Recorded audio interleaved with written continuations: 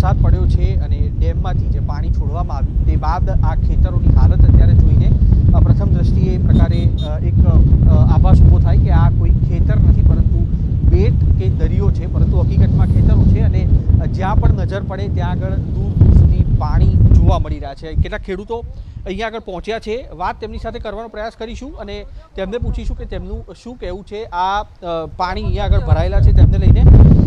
આ પાણી જગ્યા શું છે, ખેતર છે કે ખેતર છે। પરિસ્થિતિ કેમ થઈ? પરિસ્થિતિ ગંભીર છે ને, નદી નાળા કોઈ તૂટી ગયા છે। એટલે વરસાદ આવ્યો એના કારણે થયું? વરસાદને સેલને કારણે થયો છે। સેલને ઉપરથી પાણી આવ્યું ને કારણે ડેમમાં જે પાણી આવ્યું ડેમમાંથી પાણી ઓસિંદા છોડી મૂક્યા। શેનું શેનું ખેતર શેના છે? મગફળી? મગફળી થાય, આમાં ચણા થાય, બધું થાય। પાણી ઓસર છે ક્યારે? આ તો 10-15 દિવસ પછી।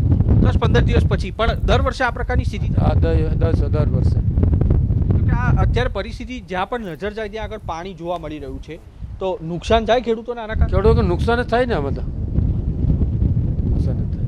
ખેડૂત આપણી સાથે જોડાયા હતા અને અન્ય પણ અહીંયા ખેડૂત જોડાયેલા છે, તેમની સાથે પણ વાત કરવાનો પ્રયાસ કરીશું।